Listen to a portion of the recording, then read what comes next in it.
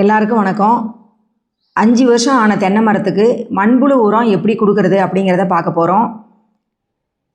வாணியம்பாடி திருப்பத்தூர்லேருந்து நாங்கள் மண்புழு உரம் வாங்கியிருக்கிறோம். 1 கிலோ மண்புழு உரம் 15 ரூபா.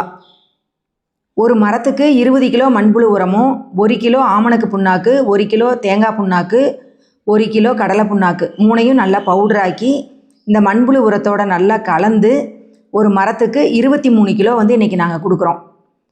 5 வருஷம் ஆன தென்னைக்கு. நம்ம ஏற்கனவே தென்னை மரம் வட்டைப்பாத்தியில் போட்டிருப்போம். இதில் அரை வட்டத்துக்கு இது மாதிரி நம்ம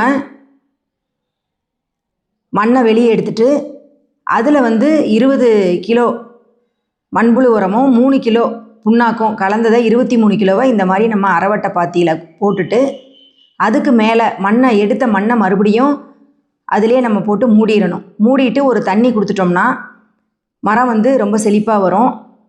மண்புழு உரத்தில் நிறைய ஊட்டச்சத்துக்கள் இருக்குது. நேரடியாக மரம் இந்த சத்தை எடுத்துக்கும். நிறைய நுண்ணுயிர்களும் அதிகமாக இருக்குது. பாஸ்போபாக்டீரியா, அசோஸ்பைரிலம், அசட்டோபாக்டர் இந்த மாதிரி நுண்ணுயிரிகள் அதிகமாக இருக்குது.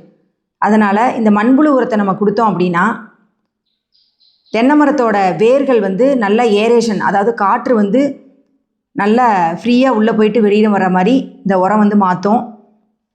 நிறைய சத்துக்களை மரம் எடுத்து நல்லா செழிப்பாக வளரும்.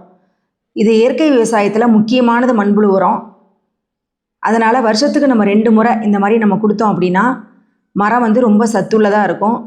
வாழ்க விவசாயம், வளர்க சமுதாயம்.